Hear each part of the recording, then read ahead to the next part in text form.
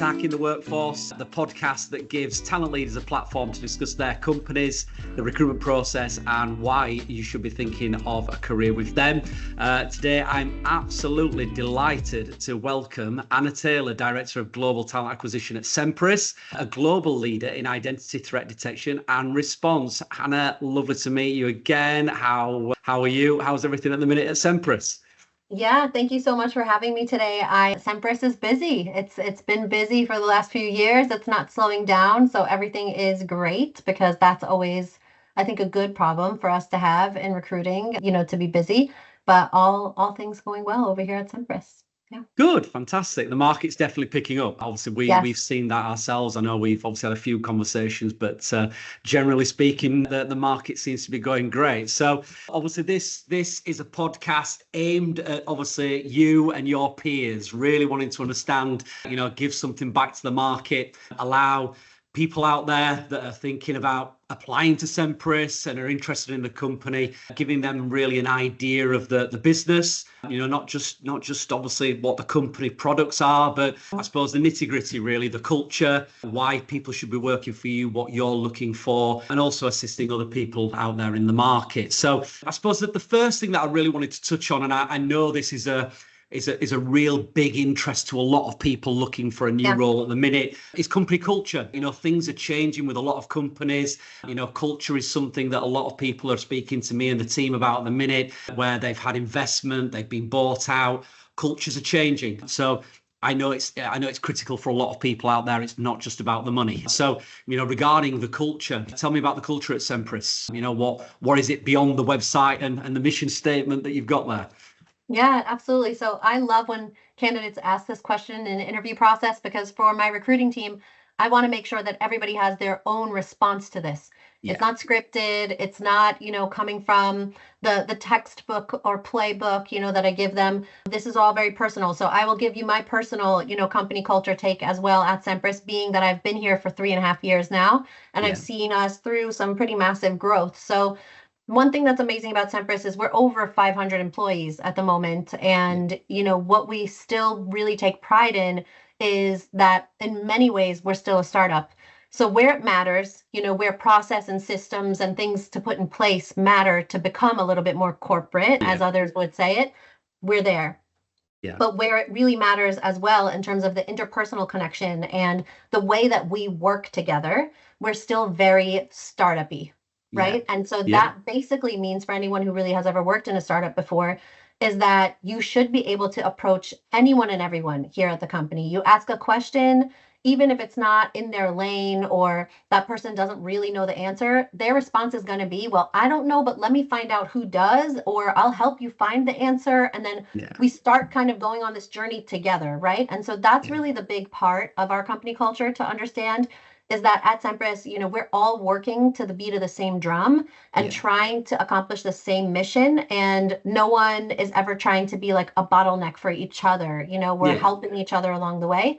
And that, I think, is a very startup philosophy, whereas in these larger, pretty corporate organizations, you might feel uncomfortable answering that question for someone or, helping someone that's from a different team, because you're like, that's not my place. I can't answer that for you, or I can't help you with that, right? We don't have that type of culture here at Semperis. Yeah. And then one of the last things I would like to say about the culture also, which I think will mean a lot to people who have experience in startups, is that our founders are running the show. So, people will read online, on Crunchbase, on otherwise, that we've gotten a lot of funding and we are at Series C. Our founders are running the show. They're holding all the managing seats of CEO, CTO, and a managing director piece. And, I think that also is a huge difference for the company. It makes a big difference. They're very involved. Our founders are getting in the weeds with us every single day. They're real people, not sitting on an ivory tower somewhere, just calling shots from spreadsheets. And I think that just makes a huge difference for how the tone is set from the top down for all of us. No, I agree. And I think it's one of those critical points, really, the fact that your founders, hold all of those sort of C-suite positions. they're getting in the weeds, they're understanding, the changes in the business. I suppose it's going to be really key to see how you maintain that culture, that sort of startup vibe. And I know, when you start to scale quickly, businesses that we've worked with to scale, they often find it a juggling act to try and keep that together. So yeah, it'll be interesting to see how you continue that upward growth and obviously hold on to that culture. But I think as long as, the founders are having a sort of a strong hand in what's happening on a day-to-day basis, then hopefully that sort of culture will stay the same, fingers crossed. That's the goal, right? We'll have the typical growing pains, I'm sure, that most would expect.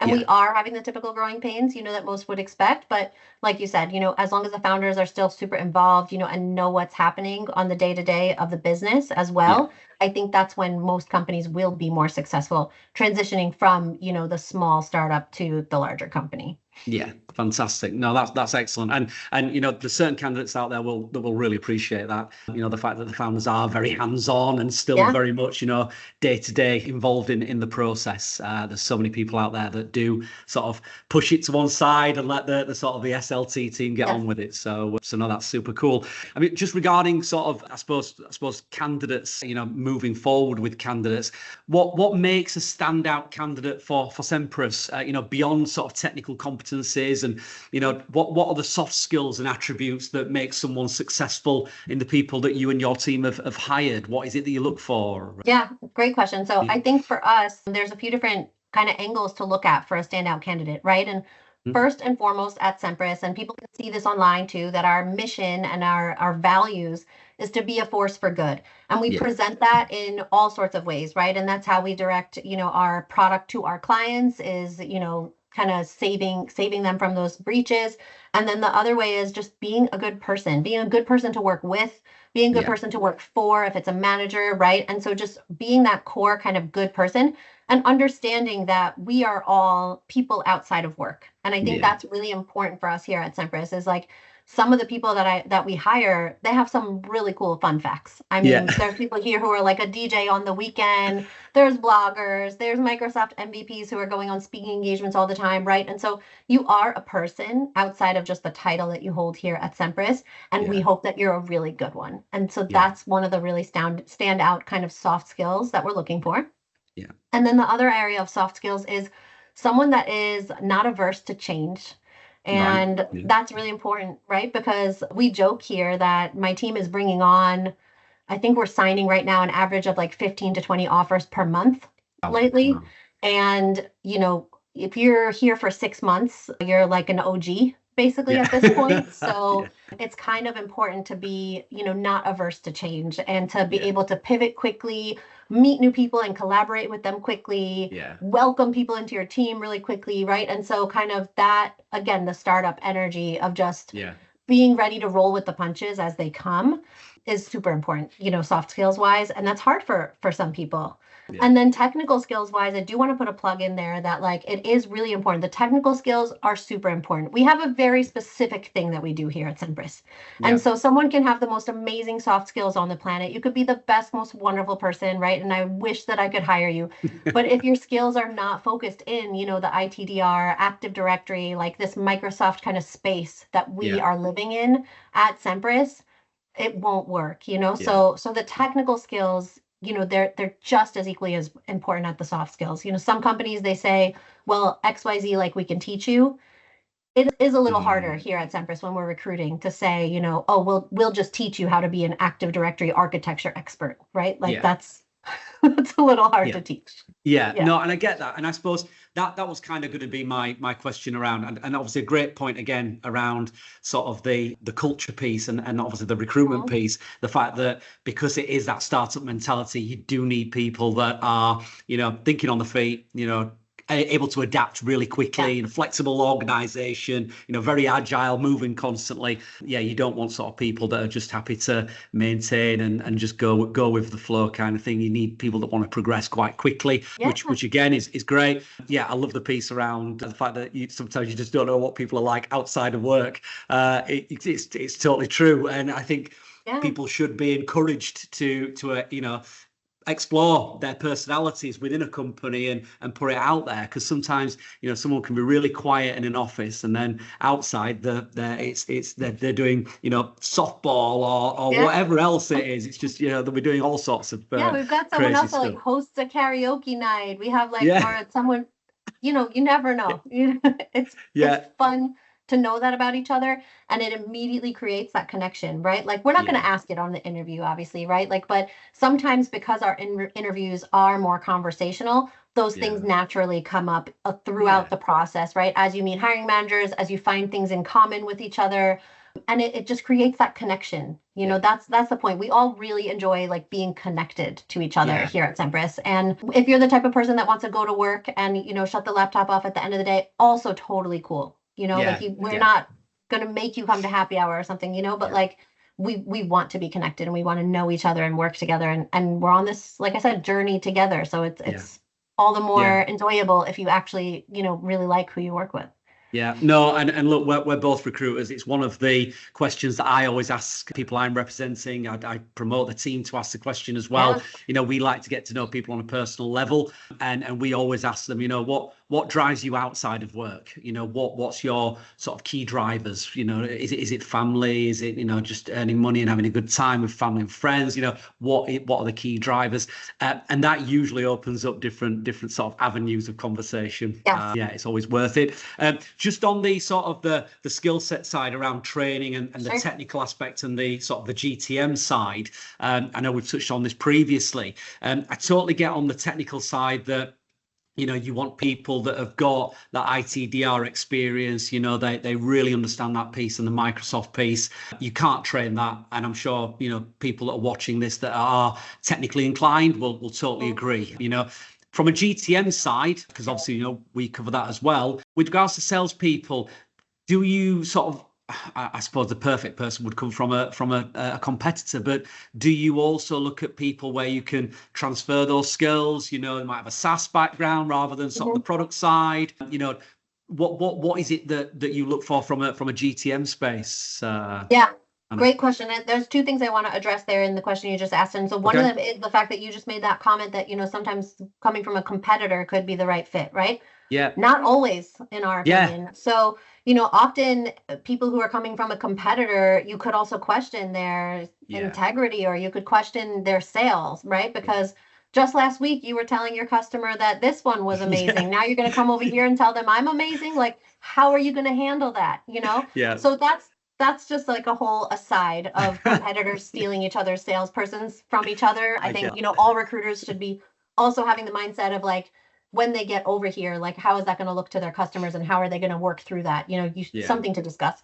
But on the other note, yes, we do hope for our sellers to have some kind of a cybersecurity background, mainly because we want the customer that you're selling to have been the same customer that we're going to be selling to, right? So that doesn't mean that you have to come from an identity company, but should you come from, infrastructure and cybersecurity of some kind? Yes, because we want to make sure that the people that you've been talking to are all people that have expected a very technical sale. You should have a lot of experience selling to CISOs, identity architects, and IT teams. That's, I think, fairly reasonable. I can't take somebody very easily from having sold, an HRIS software to a recruiter and an HR team and stick them in a Semperis sales role. That would be a little bit of a stretch. Yeah. The other aspect for GTM is hunting. We are on the growth track. Yeah. We don't have any sales positions here where it's that farmer kind of 4 to 5 clients, sell within them, type of role. Everyone that comes over here in a sales capacity should expect that much of your position is going to be net new logo hunting, right? And that's just because it's the phase of company we're in. In 10 years, it's probably going to be different. But right now, that's the profile.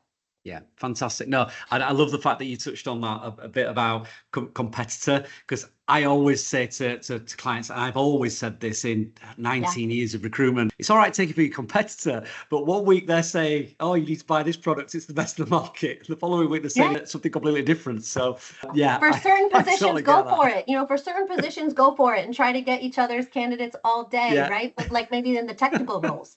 But on the sales role where you're client facing and you're openly out there talking about the product and stuff, it is a little something to think about. Not to say Fantastic. that it hasn't, happened for us and worked out really, really well, right? Yeah. But like it's definitely something that we think about a little extra.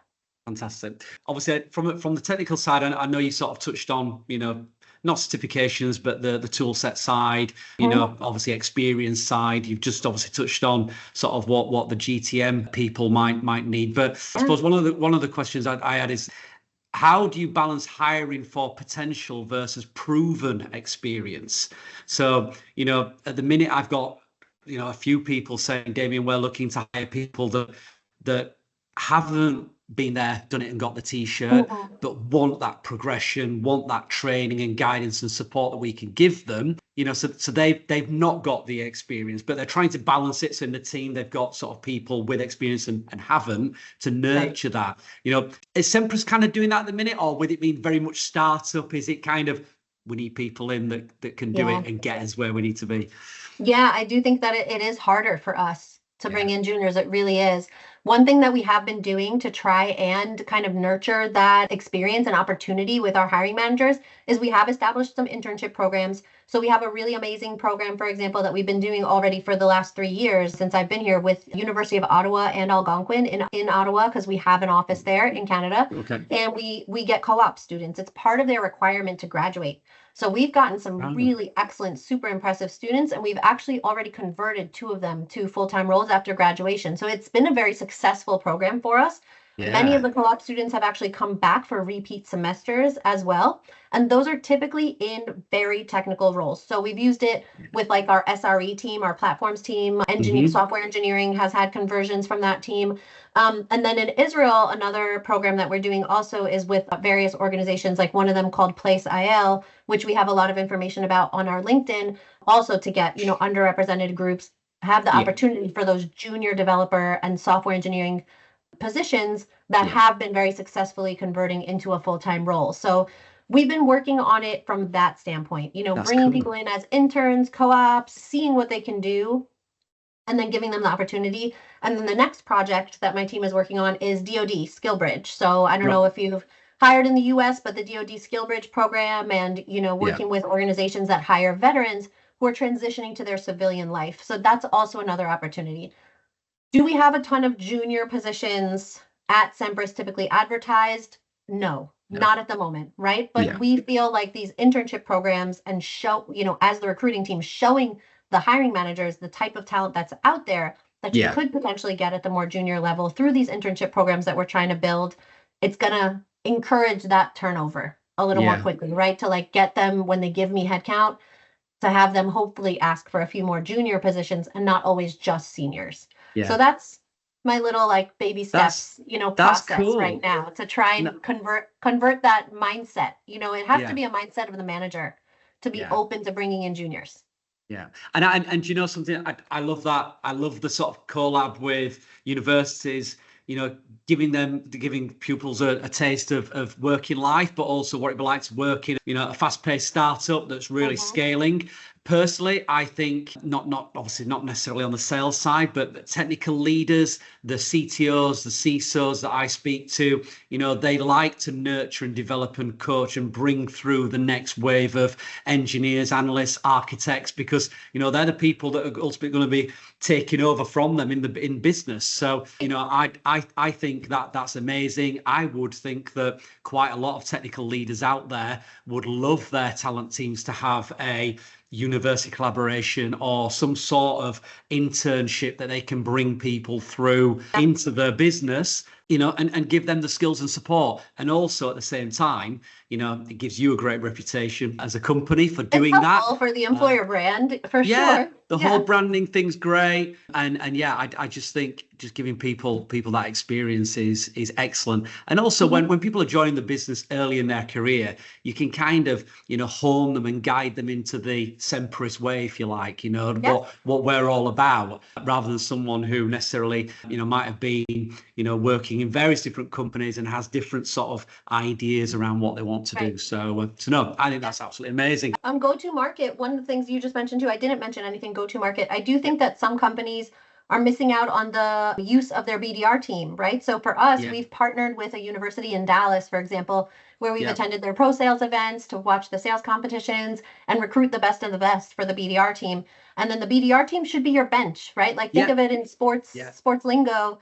A lot of times, yes, we're also like going out and hiring, seniors or experienced sellers. Of course, it's like totally normal.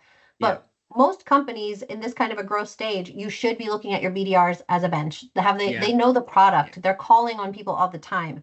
And so if you're nurturing the BDR team in the right way too, that should be a constant flow of go-to-market talent. And we're trying to establish that here as well. Yeah. And I suppose a lot of companies struggle when it comes to the progression side with those people. A lot of companies don't really have sort of the remote working for BDRs. So when they're stuck at a head office, I get what you're saying regarding the bench, and they should be the people that will then fill in the commercial or then mid-market and then enterprise, depending on obviously what your target market is. But, if those BDRs are stuck at head office, it limits where they can be put then in the business.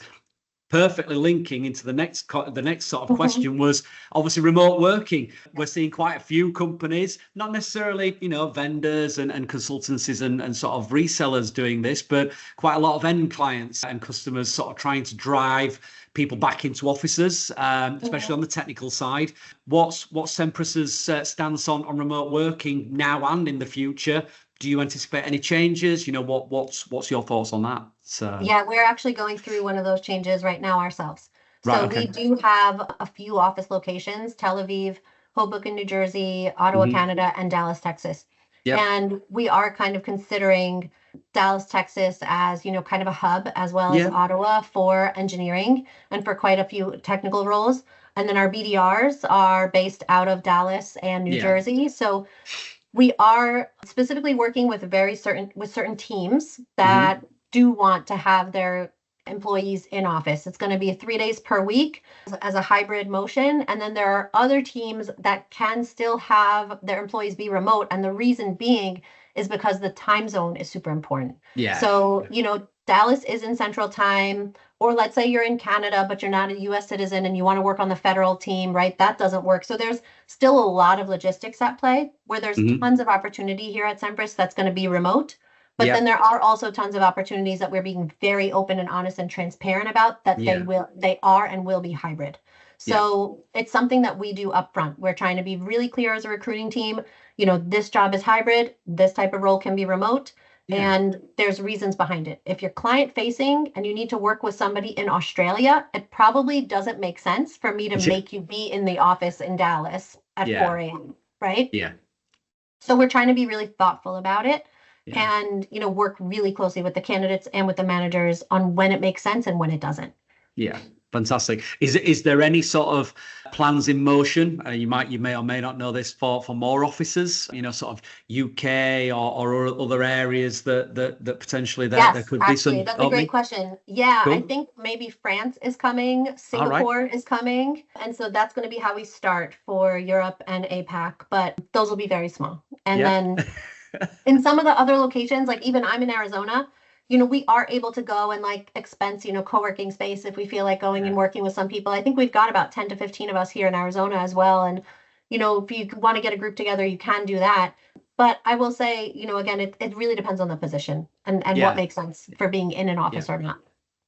No, I must admit, I've heard that sort of what you've just mentioned there around sort of, working with a number of colleagues to hire, a sort of an office space. The fact that the company will sort of help with that is great because, I worked from home for 6.5 years, and I'll be honest with you, it drove me insane towards the end. I know some people love it. They've done it for 20 plus years. That's great. But I think salespeople tend to be sort of, social animals, and we like to meet with people as much as possible. So that's super cool. Just obviously, I suppose Semperis might be slightly different to other companies that I asked this question to, but over the next sort of 5 years, what do you see the biggest challenges to sort of hiring within cybersecurity, if any at all?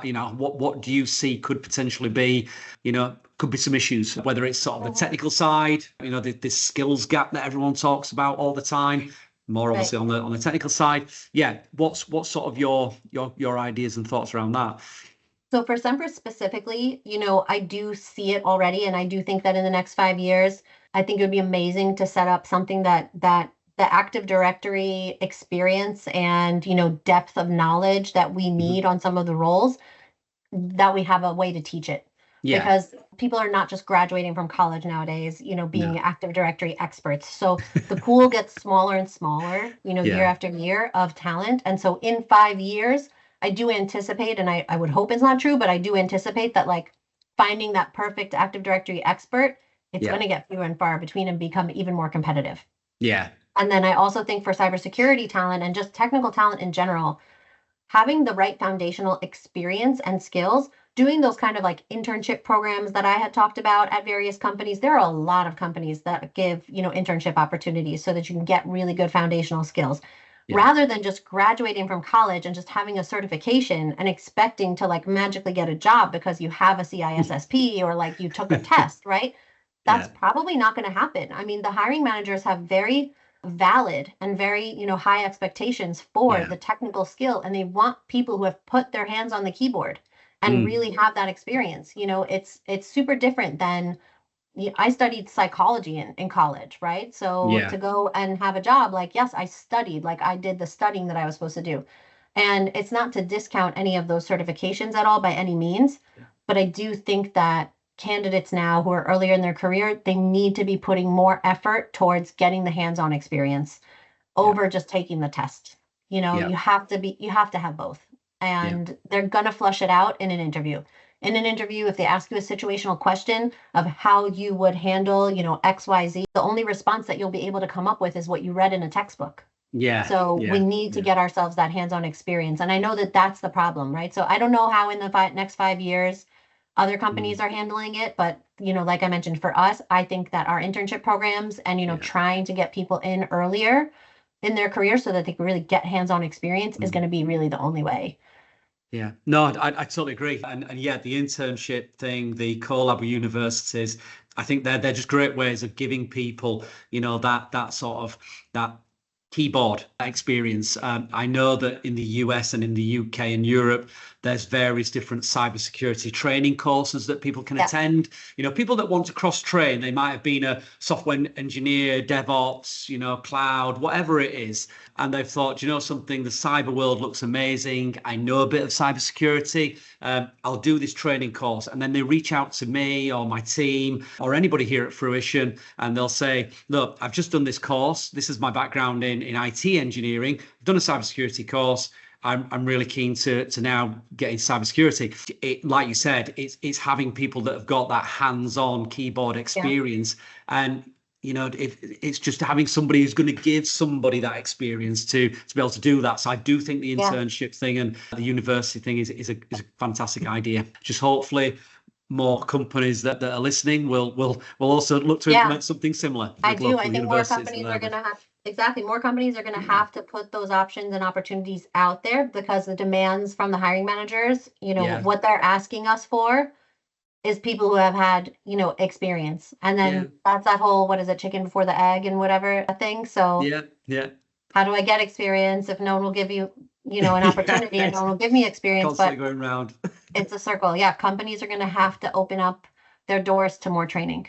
Yeah, and I know I know there's a lot of companies out there that have, specific people in their talent team who have, university talent acquisition specialists. Their job. Totally get that. Yeah, I suppose going out to campus and advertising the business is slightly different to actually collaborating with a university or a college and saying, let them come in here and we can do this.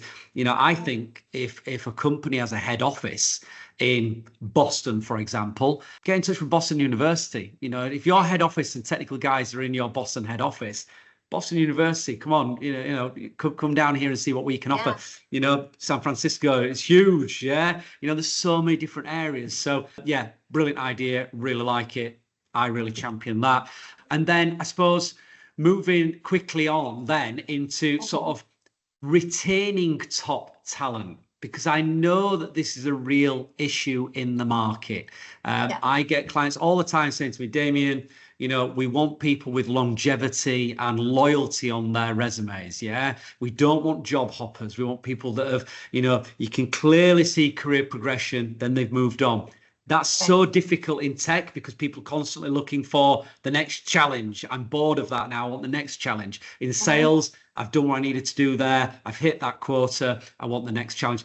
So I suppose from both angles, how are Semperis looking to retain that talent whilst on that upward trajectory of speedy growth? Well, I truly believe, like personally, and I think at Semperis too, we truly believe that if you're matching the candidate to the right opportunity mutually, that retention is a little easier, right? Because you already started your relationship off transparently and with sharing that that's the position that you want, you're the person that we want, and this is a great match, And I think that some companies from the start, you're not doing yourself, a good service if you don't ask those questions and really make sure that what you're offering is what the candidate is going to be happy with when they get there. So that's like the absolute first and early step for setting up retention to be successful, in our opinion.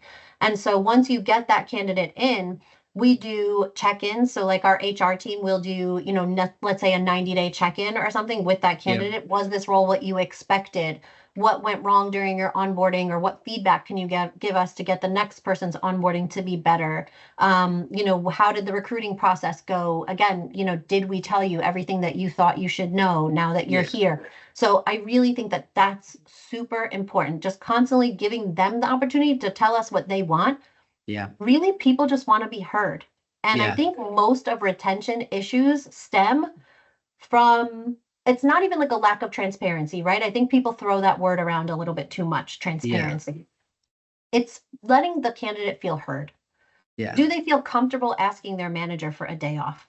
Do they feel comfortable asking a manager or suggesting, like, I have this certification I want to get. Can we talk about it? Like, is that going to be helpful? Can the company help me get it? Having those open conversations where the candidate, or the employee now, where the employee feels like they're cared for and heard is the core of retention, right? And then after that comes salary, benefits, all those perks that make a person happy. So I think that that's a miss on some companies' parts, right? And especially when I do interviews and I ask candidates, like, well, why are we having this conversation today? What's making you even open to looking for a new role right now? I will say that often they'll say, this wasn't the job I signed up for, and I'm looking elsewhere now. Or they'll say, my manager has changed 3 times this year. So it's they have to feel secure in the relationship they have with their manager and with the company. Even above and beyond salary and benefits and perks and stuff like that. That's the next thought for most people. And I think that that's one area that people lose in retention is like, if you're not really like paying attention to what's happening with your employee population, you'll start losing them. And I agree with you. I think it starts at the interview process. We have a lot of not arguments. We have a lot of companies at the minute that are either recruiting too fast. So the interview process is just too fast for some candidates. They like to feel that they get to understand the culture of a business during an interview process. But then we've got on the flip side, there's companies out there that are just, introducing ridiculously long interview processes. You just lose engagement from candidates. And, there's companies out there, competitors, that are moving really fast on good people, good salespeople and good technical people. I mean, what's the interview process? Because I know there's people like to have loads of people getting skin in the game, as they say it. What's the interview process with Semperis? I appreciate it might be different for technical and sales, but just as an example, what is it typically? Depends on the role. Very highly depends on the role, right? And especially in Europe, I will say that sometimes the interview process can be quite slow because slow in my mind, right? But not slow compared to other companies. But it can be slower than some of our other roles that might be in North America or Israel because of, time zone differences. Like maybe the person is in EMEA, but their manager is in the US, and all the coordination can be a little hard. But I will say for Semperis, for the most part, I try to have my recruiters keep people to a 30-day process. So, that doesn't mean that, you're going to have an interview every single week or something like that, right? But it just means that within 30 days, you should hopefully have a response from us about your next steps or what's moving forward or not, And so about 30 days is kind of my sweet spot.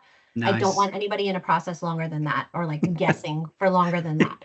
But I will say that sometimes we can go fast and sometimes we can go slow. Yeah. And I'm usually really honest with candidates that I will go as fast or as slow as you and the hiring manager will let me. Yeah. Some hiring managers want to interview only maybe twice per week, 3 times. They don't have a lot of time. So they'll tell us, I can interview, X number of candidates per week, and that slows us down. Yeah. And then some other candidates, especially salespeople, right, who are a little more passive, maybe they're questioning, maybe they want to learn the company first. Yeah. They ask for a demo, they want to talk to a peer, like that makes it a faster process too. So it's really hard to answer that.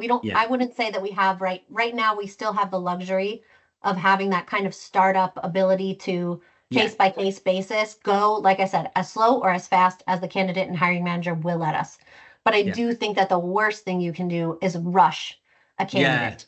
Right? Not rush the interview process, because I do think if you have the right candidate in place and the candidate is open to it, you should rush that interview process so that you can get to the offer first before the other people do.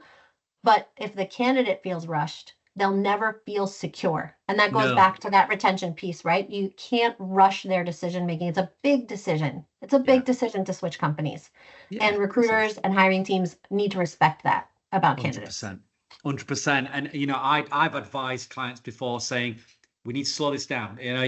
You've interviewed them 3 times in a week and you now want to offer them. They've literally not had a chance to breathe and digest the meetings. They haven't even processed. Yeah, just to. And then some candidates love that. Yeah, some people think it's great. And I suppose from a startup mentality, if you're hiring people that've got that startup experience, then they're used to fast pace, quick decisions, boom, boom, boom. It just depends. And you're totally right. It depends on the targets and the market and the people that you're bringing in. And I suppose getting through the sort of the interview process, and before that on the application side, obviously everyone's talking about sort of AI and how that's going to affect cyber, but obviously this is about the talent process. So everyone's talking about volumes, huge volumes of resumes and applications per job at the minute, and that's because the last 18 months have been tough. There's been a lot of layoffs and mergers and acquisitions.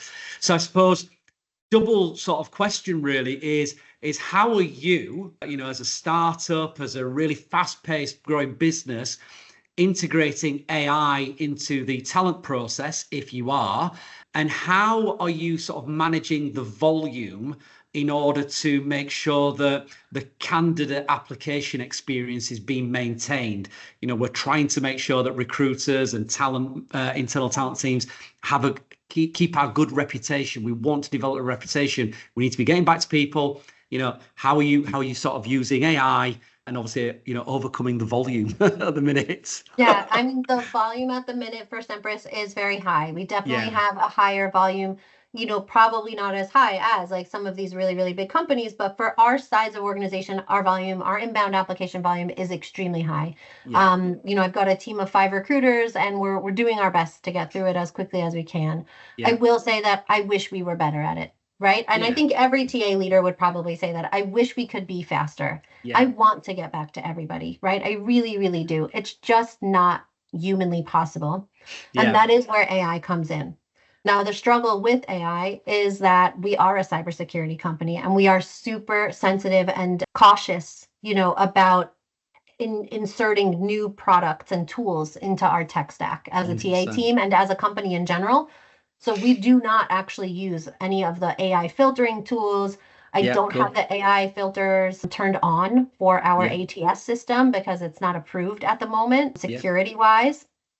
And also there are those AI TA rules coming to play in EMEA, actually, right? Where you really shouldn't be using them to be filtering resumes. Correct. So we are still doing it the old school way. Yeah. A person is really looking at the resumes. We try to time block. You take certain time of your day is for sourcing, certain time of your day is for interviewing, time of your day for reviewing the inbound applications, and then time of your day to do your feedback and get in touch with the hiring managers, right? And so the recruiting team is on a very tight kind of time blocking type of schedule, and handle their calendar accordingly, so that they can hopefully get it all done. But application volume is a huge problem right now for most companies. And we are still doing it in the old school kind of a person looks at your resume kind of way. We really are.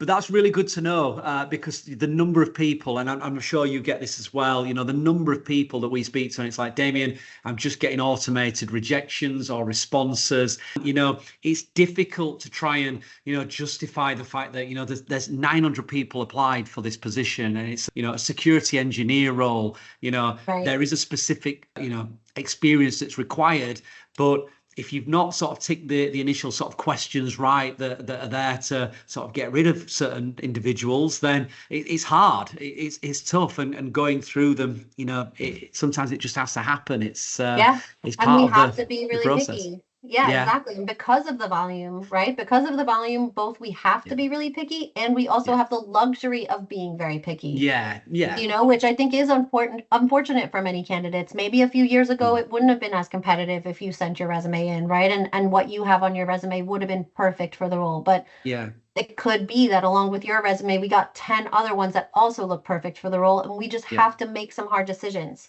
And I think that's really hard, right? I can't imagine, like, from the candidate standpoint, that's probably really, really hard to get those declines.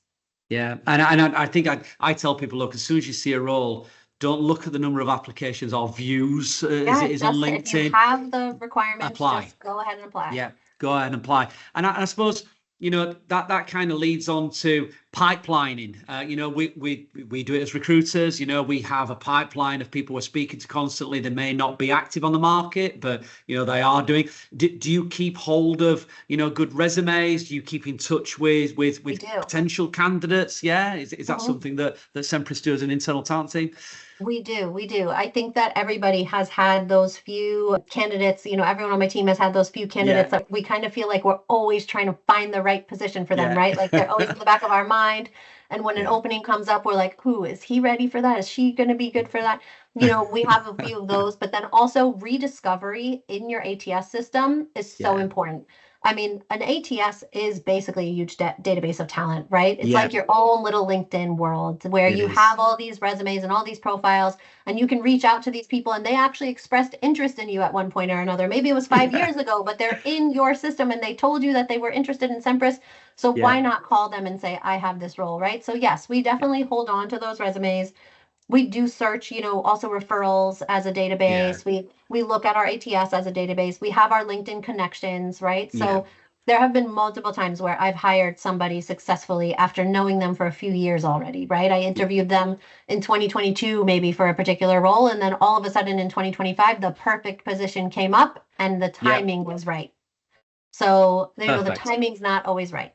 Yeah, no, and I get that. And like you said, someone might just need another year's experience or another 18 months, a bit more sort of keyboard work, and they're right. So why not? ATS is definitely the most underused sort of form of recruitment for most agencies, I think, combined sort of business. And since you have a lot of GTM specialty, right, I will say also back on BDR and growth for them, we have an amazing head of business development here that has even given candidates advice and said, read this book, take some of these classes, maybe go get like 1 or 2 internships, right? And then come back to us. And we've had 2 people that I've hired who have come back after a year or 2, right? After getting his advice of, do this work. And he'll say to me, he did the work, like he did what I asked him to do.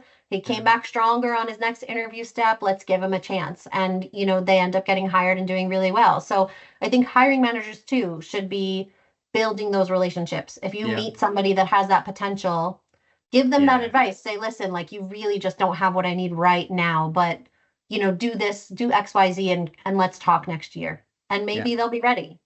No. And do you know something? Even if they don't come back to Semperis or any other company, the fact that manager has given them, his time and or their time, should I say, and support and guidance, that person will remember that. And it's giving things back to the community. We're all trying to improve the cyber world, the cyber community, giving something back. That's what this podcast is all about, and giving people the tools to go out and apply for jobs, but make sure they've got the right tool set to do the job in the first place. And then I suppose regarding connecting and applying to Semperis, what's the easiest way for people to get? Because people say to me, Damien, I am fed up of applying directly on LinkedIn or careers pages and never hearing anything back. And I always say to them, look, warm connections, networking, you know, this is what it used to be like, not seeming old, but back in the day, it was all about building networks and relationships. Yeah. If you know somebody that works there, getting an introduction. So, you know, rather than doing the whole click and apply, what should people be doing to, you know, get in touch with you and your team? What's the best way for them to apply and get heard at Semperis? I will say that applying on the website is really important. So we use our ATS. Like I said, we are humans looking at it. It's not an AI bot, you know, that reviews our resumes and brings them up for us. We are searching ourselves and, you know, Boolean searching in our ATS system for you. So definitely applying online is really important. Also, so that we can stay organized and not miss you, you know, like put it in there. But after you apply online, if you want to, you know, connect with a recruiter, that's absolutely okay too. We'll do our best to get back to people. The volume on LinkedIn is also really high, right? People send emails, they send connection requests. I mean, I have so many unread ones right now that I have to get to. I try to like even once a week or so, like I'll time block, you know, some LinkedIn time so that I can get back to people's messages. But I do think send the resume in, right? Do the full application. Or if you don't see a position on the website that works perfectly for you, Semperis does have a general interest form on our careers page as well. So submit there. Again, you're going into our database that my recruiters are looking at with their own eyes. And then if there's something interesting, we will call you and also send the message on LinkedIn, right? So doing both, I think, is really important. The message on LinkedIn should be, I'm really interested in this position. I already sent my CV in, right? All that stuff. Don't send the LinkedIn request and then wait until somebody answers you, because most likely the answer is going to be apply online. So just do both. Just do both at the same time. We will get back to you with one of the modes, right? Whether it's LinkedIn or through the ATS. And then that way that'll reassure the candidate, hopefully, that they're being seen. And, you know, that's the best we can do. Again, really high volume. We're trying to keep up with it as much as we can. I think that's how other companies do it too. You know, reach out. You can reach out on LinkedIn, or you can apply online, or you could do both. And I would recommend to do both. No, look, when you're a good company, you attract obviously people wanting to apply. Obviously, I dread to think how many applicants some of Microsoft or Apple, or, you know, those companies get. But I think, you know, for the team that you've got, trying to get people, you know, trying to get back to people that have applied, trying to keep that personability, you know, with the application and responses. You know, clearly you and your team are doing a great job there. And I think, we're just trying to drive, you know, the right people to different companies that have the right skill set, and stop, you know, candidates from wasting their time if they're not right. And hopefully from sort of this podcast today, and obviously Anna and Semperis, people really understand, you know, the experience that they need to be successful at the business, how to apply, and they will get a response. It's just if they're not probably ticking all the boxes, it might just be a bit slower. And plus, obviously, you're not using AI, which is great to know, to get back to people. So